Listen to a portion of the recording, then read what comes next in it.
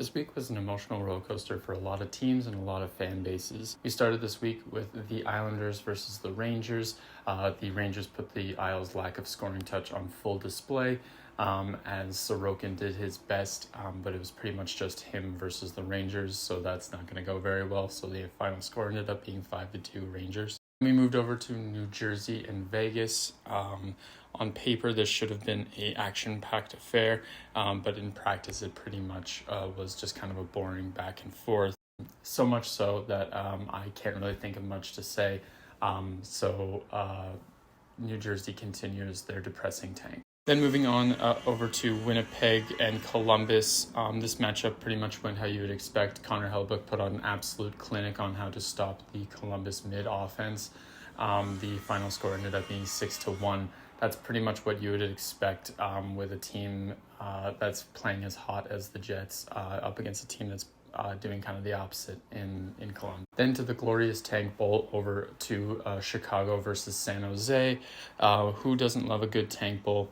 Leave it to the Chicago Blackhawks to only get it together after they're mathematically eliminated from the playoffs.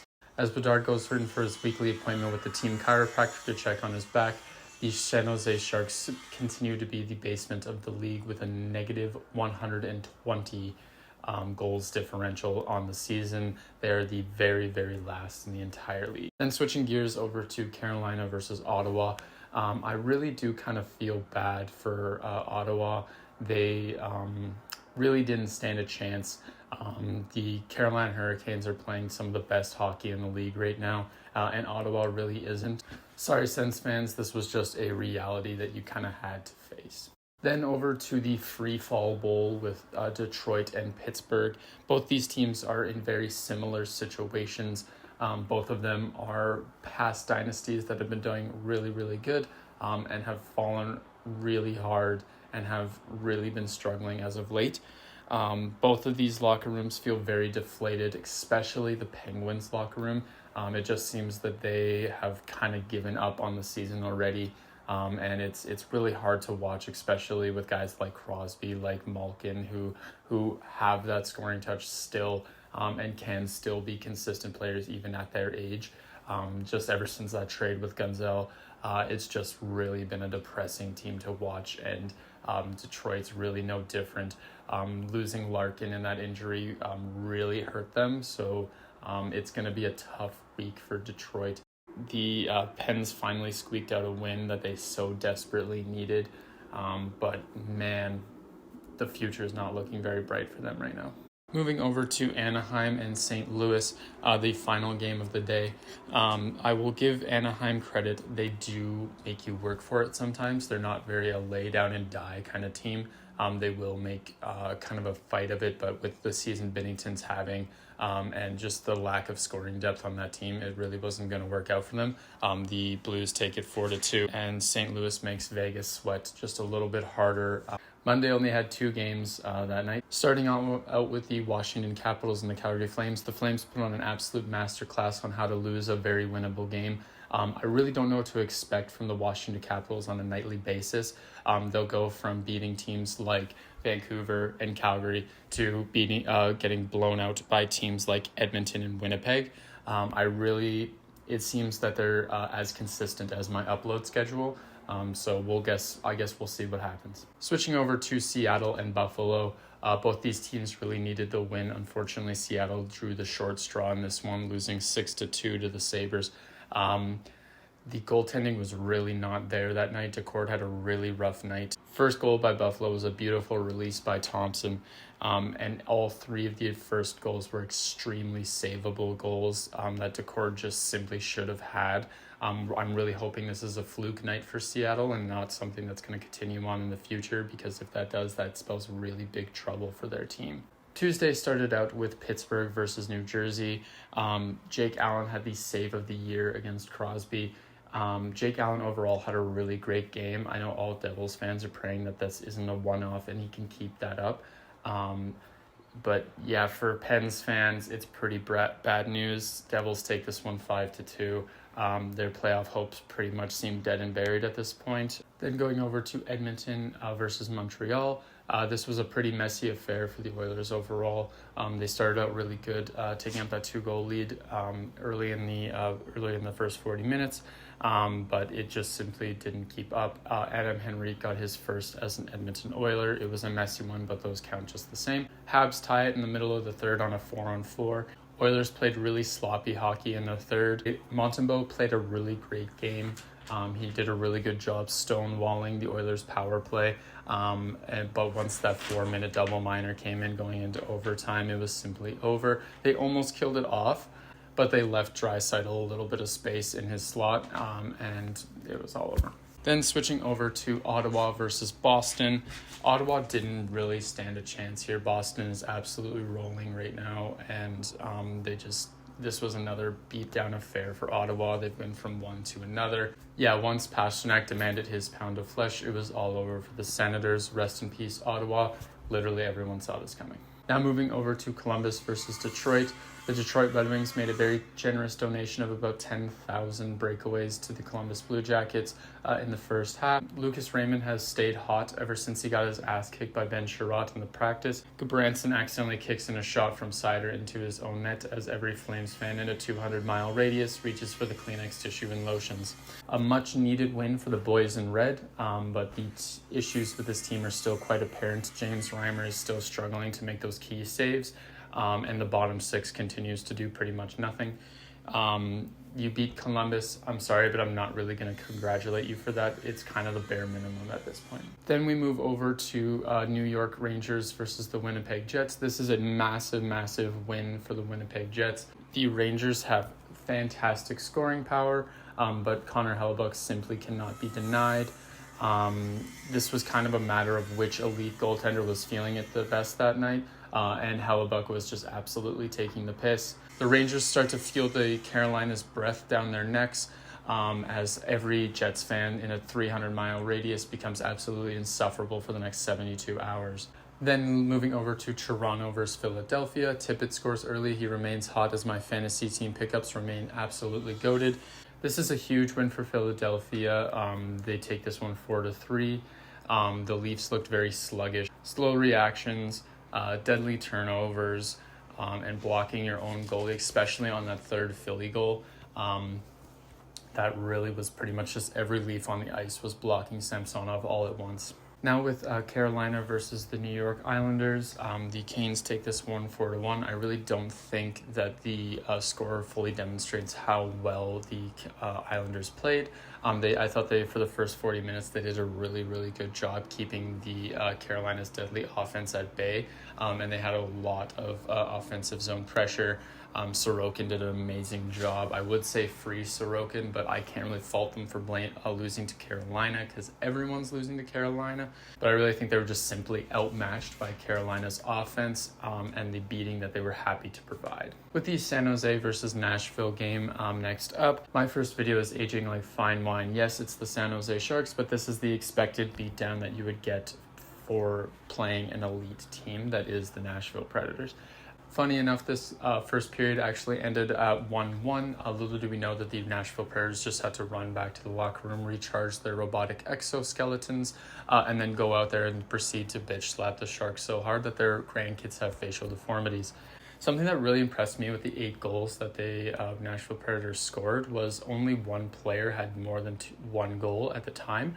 That was Macroon, and that really kind of just shows the depth that the Predators have and how they're keeping all 3 offensive lines rolling and really just providing more and more offense. And the Predators take that one 8-2. Colorado versus St. Louis is up next. I really hope the nightmares about Rantanen that Binnington is having, it really doesn't affect him long term. I thought St. Louis overall did a really good job making the big boys sweat about it. They simply refused to die. Every time that the Colorado would score, they would come back and score a few minutes later and just really show that they're not going to give up on that. Rantanen with the hat trick. It's Colorado. They're just going to steamroll any team, but I really don't think they steamrolled St. Louis. I think St. Louis did a really good job putting up a very good fight against a very, very tough Colorado team. Moving over to Minnesota versus Anaheim. This game matters a lot for Minnesota. There's nothing like a good old-fashioned landslide W to rally the boys and give them that hype going into the next game. Yes, it's versus Anaheim, but at this point, every game matters, and it doesn't really matter the opponent. With this win and the loss in Calgary and St. Louis, this leaves the Minnesota Wild 1 point behind St. Louis and 3 points ahead of Calgary. Minnesota takes that one 4-0. Then moving over to Chicago versus LA. Another night, another beating for the Hawks, but that's okay because Bedard jersey sales are at an all-time high. Kings fans can relish in the false hope that they currently have. Congratulations, you have achieved the bare minimum, and I would expect nothing less. As an Oilers fan, this game really kind of pissed me off. The one time I needed Buffalo to perform and step up against Vancouver, they really just got kind of manhandled for at least the majority of the game. The pressure from Vancouver was absolutely relentless. The score was actually pretty favorable to Buffalo. It was 3-2 for the Canucks. But if you watch that game, that could have been so much worse. Devin Levi really needs some help as the Buffalo defense was doing their best Swiss cheese impression. The shots ended up being 34-17 for the Canucks.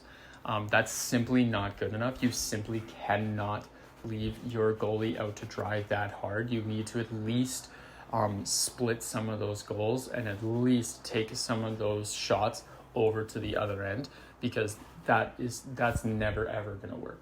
Then moving over to Tampa Bay versus Vegas Golden Knights. Vegas really struggled to keep point off the scoring sheet like a lot of teams are right now, scoring his 37th and 38th goal of the season. Vegas throws a Hail Mary in a high sticking challenge on Kucherov's empty net goal, which completely misses, completely sealing their fate. With Nashville taking a massive W tonight, it's kind of panic time in Vegas right now. Bolts take that one 5-3. Moving over to Wednesday, starting out with Toronto and Washington. Matthews saw Tippett score in 19 seconds the other day, and decided he simply can't have that, so he's decided to score with 16 seconds into the game. Matthews also almost got his 14th career hat trick, however, he was just a hair offside. This was very much one of those games that were really close until it really wasn't. The Leafs really just kind of walked away with it in the third. And with Detroit taking on the Islanders tonight, that kind of leaves the Caps in a really awkward position in the standings. And Toronto takes that 7-3. Then over to Arizona and Dallas with the return of Tyler Seguin. It looks to be another bullying night for the Yotes. Ingram makes a very clutch save against Seguin to rob him of his return night goal. Seguin returns the favor by making a beautiful release and beating him with glove side to make it 3-1 Dallas. More spank bank material for the people of Tempe ensues as Dallas takes this one 5-2. Making them very comfortably in that third spot in the Central. Then over to Minnesota and LA. Minnesota really did not have a great night tonight. They looked very sluggish, didn't communicate a lot, and just got walked all over by the LA Kings. They really shouldn't be getting blown out like this by LA. LA is not a good enough team to beat them 6-0. There are some concerns I would have as a Minnesota fan going into this game, and they just really shouldn't be blown out like this. LA is not that good of a team, and we'll see where they go from here. I'm not mad that they lost this game. I'm more mad at the way they lost this game. They really just gave up, didn't really seem to have much of synergy or energy going in. And as soon as the score kind of went out of their favor, they just seemed to give up. Then on Thursday, we started it out with Buffalo and Edmonton. Not much to really say with this one. It was a beating, as you would expect, by the Edmonton Oilers going against the Buffalo Sabres, especially with the rough season that they've had.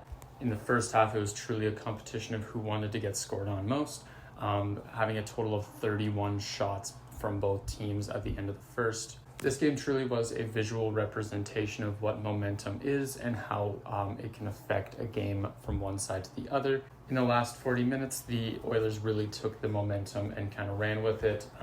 Then we had a Heritage Classic rematch between Vegas and Seattle. This almost went the exact opposite of how the real Heritage Classic went.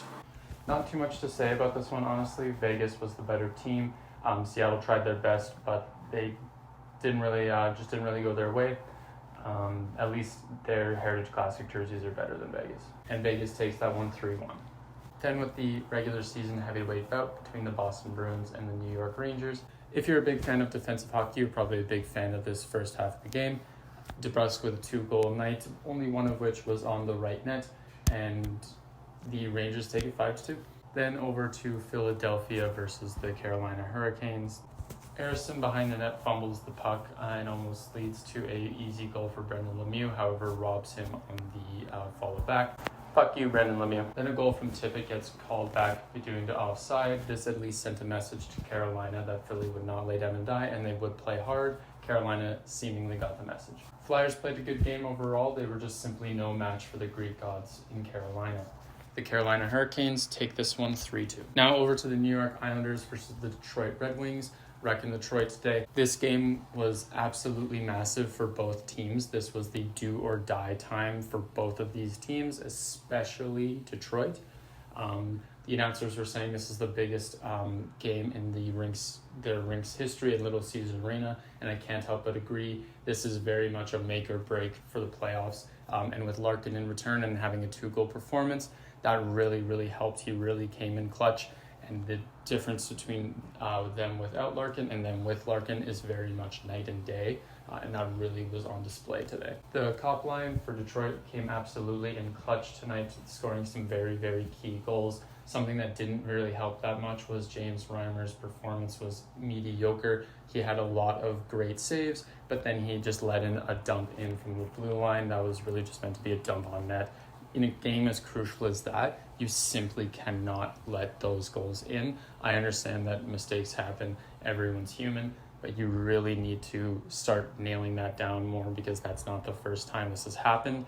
And if it's in a game as big as this for the team, you really need to look into goaltending this summer if this is going to continue. I will give the Red Wings credit though. When they needed a win, they got one, they stepped up, and they take this 1-6-3.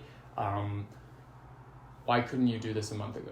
Then over to Winnipeg and New Jersey. This was a very big win for the confidence of the New Jersey Devils. They take this one 4-1. The issues in New Jersey are still very apparent. However, they took this win, but it was by no means a clean win. All 3 goals were on the power play, and then the 4th goal was on an empty net.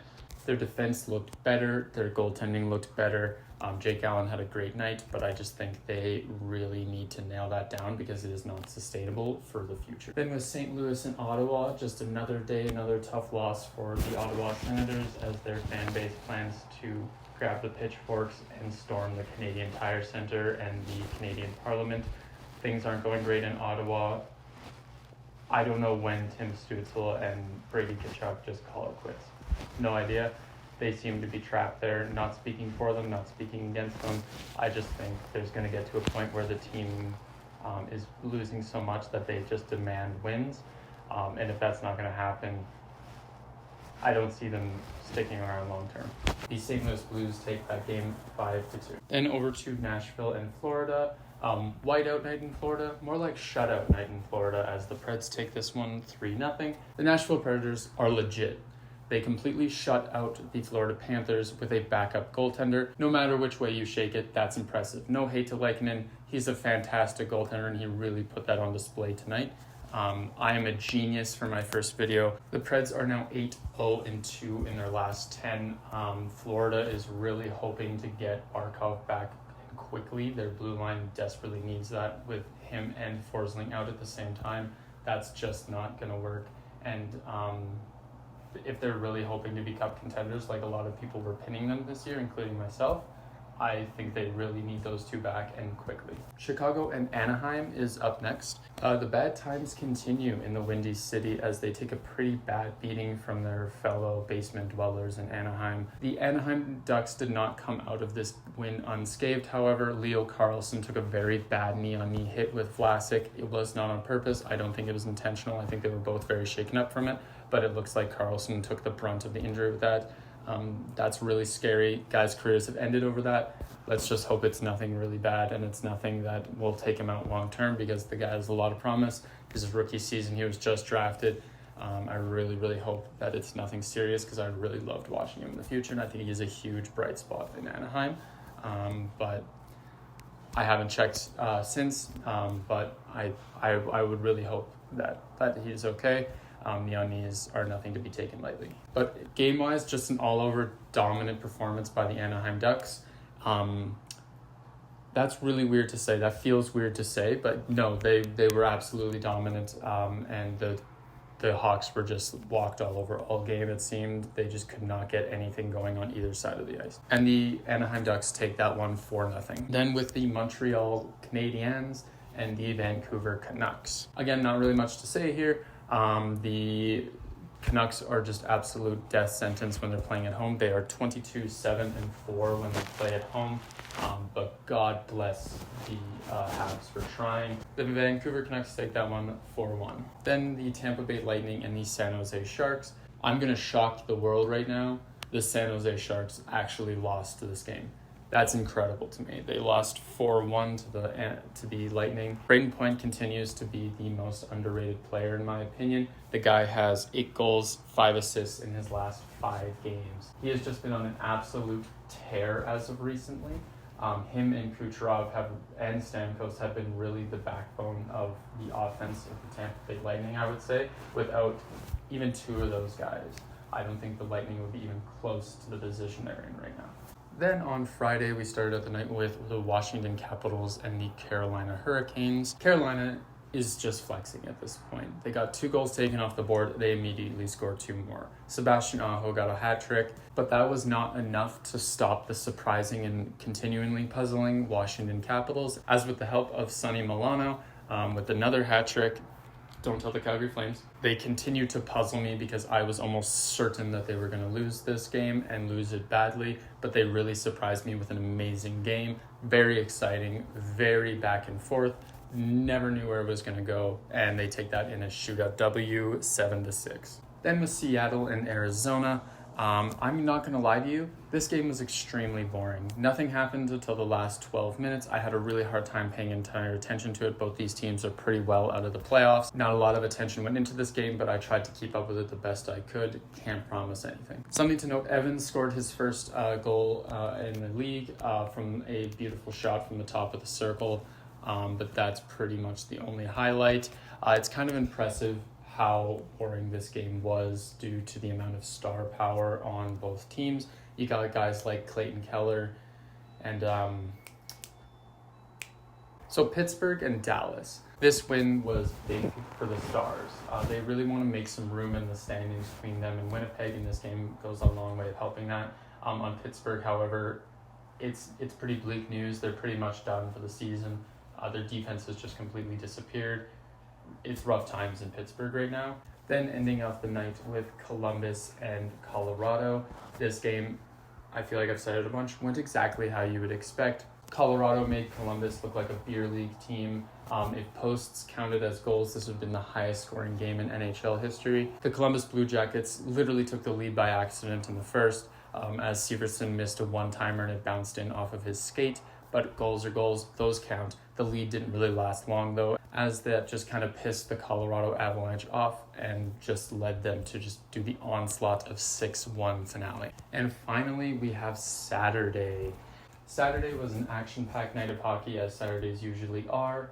11 games total. Starting out this packed night with Boston and Philadelphia. Couturier is back in the lineup after a lot of media speculation and back and forth with him and Tortorella. This is another big win for Philadelphia. They seem to save all the action until the third. Tortorella was super pissed off after that goal from Bruins late in the third. And the Flyers, being that terrified of pissed off Tortorella, took back the lead late in the third. Not once, but twice. So they take this one in the end 3-2. Winnipeg versus New York Islanders. The Winnipeg Jets have been making a weird habit as of late of losing to teams that they really should beat. First it was Seattle, then it was New Jersey, and now it's the New York Islanders. The Islanders really kind of just controlled the game the entire time. They were just pressing in their zone as much as they really could. Winnipeg didn't really have an answer. They kind of left Hellebuck out to dry. He did his best, but with that shot by Nelson, there was simply no saving that. There's no way he could have seen that coming, let alone stop it. And the New York Islanders take that one 6-3. Then with Calgary and Vancouver, Calgary did their best against Vancouver. Like I said, Vancouver is just not letting up right now. They are just too good.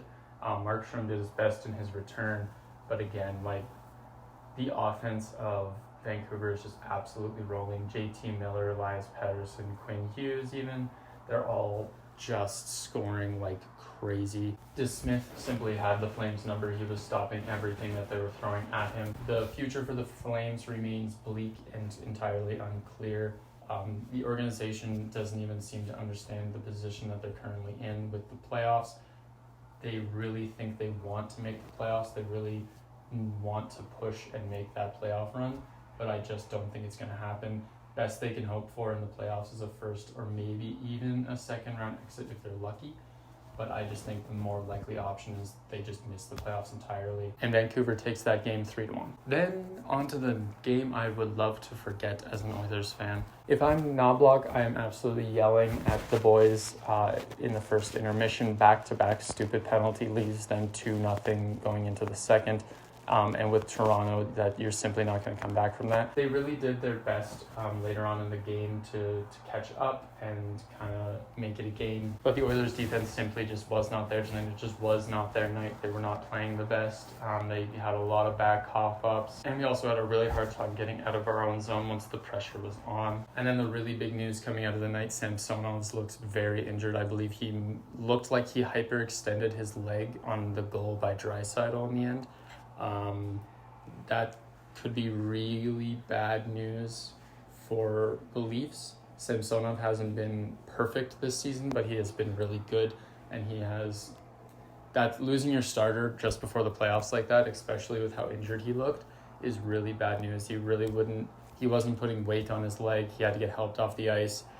It really looked bad. There are some cases where injuries look worse than they actually end up being.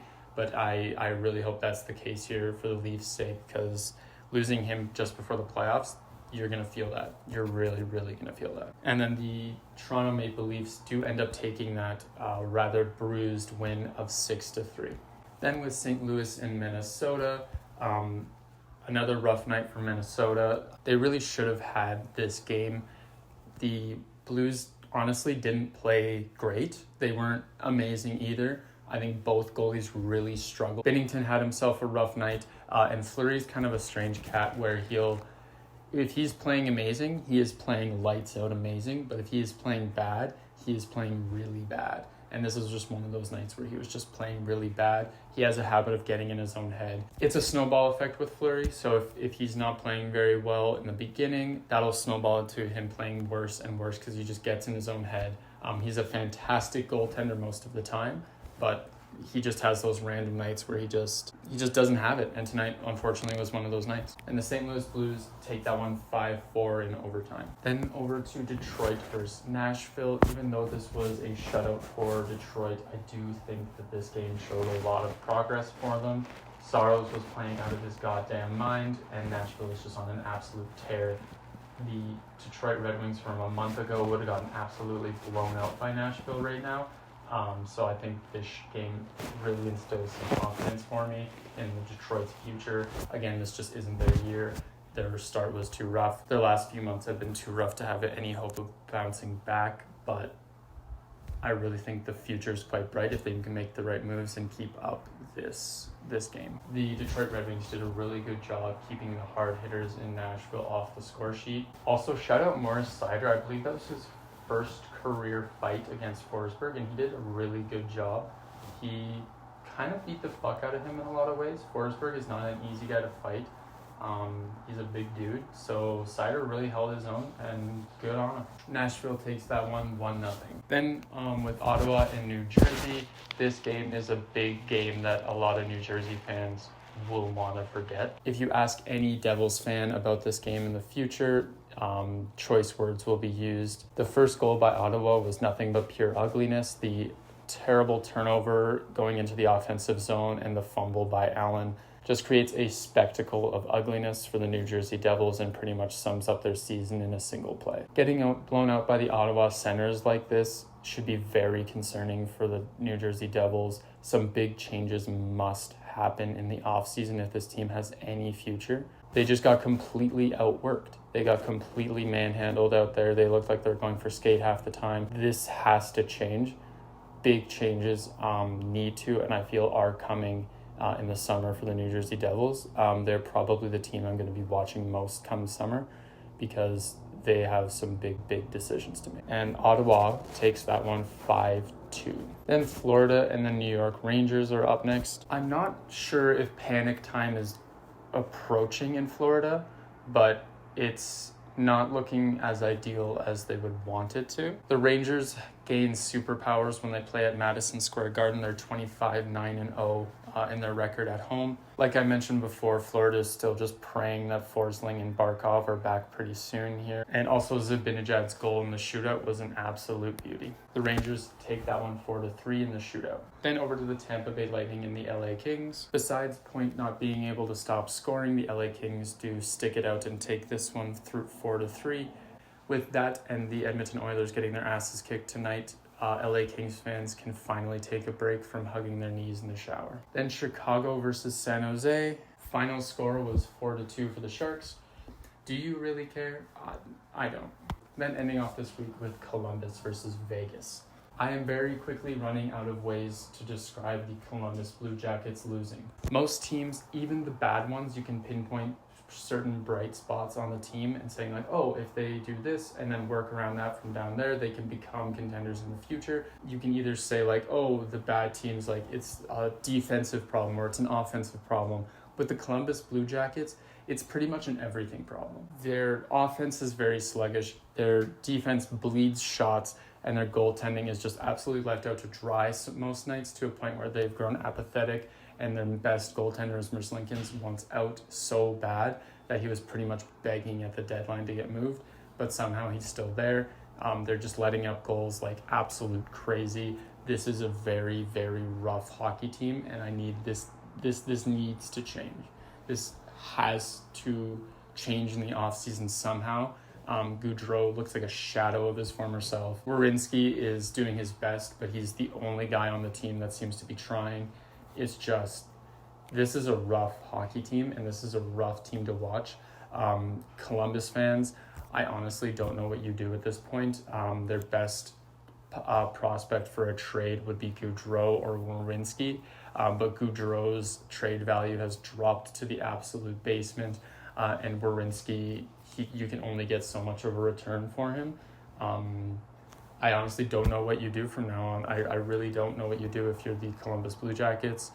It's a rough situation. Honestly, I do feel bad for them in a lot of ways because a lot of the guys on paper were great signings, like that Gaudreau signing, that I would have signed that in a heartbeat. They had no idea he was going to regress this hard. I don't know what to do. I have no advice for you really right now. I'm praying for you though. Thank you guys so much for watching this recap. It was a lot of work. It was a lot of time. You don't really realize how many games are in a week until you try to at least watch the highlights for all of them. I don't have, like, with the good old region restricting, I wasn't able to get to every game. I wasn't able to watch every single game, but I watched all of the games I really could. I also have a full-time job outside of this, so I wasn't able to watch every game that I could. But I watched the highlights for every single game and wrote down kind of just my thoughts on those. And I also read a lot of articles and the score sheets and all that. Yeah, thanks for watching. The podcast is doing really well. I'm really enjoying doing that. Thank you guys for watching that. More recaps to come. I'm hoping to do this every week. I'm going to do it a lot smarter in the future because I pretty much the entire week was just writing notes on my phone. For every game, but I think I'm going to continue to do that every day, and then I'm going to start like filming like every other day just to kind of recap the last 2 days because I kind of screwed myself over in just I had all this entire week to film for the last like 2 days, so I got to film and edit that, and I'm hoping to get it up by Monday. So if you're seeing this by Monday, I've done my job successfully. But yeah, thanks for watching. If you liked it, feel free to hit the like. And if you've got any feedback for me, any criticisms, any things you would change or you'd like to see me do in the future, or if you got any ideas for videos, let me know. Shoot it down in the comments. I would love to hear it. Thanks again for watching. Bye.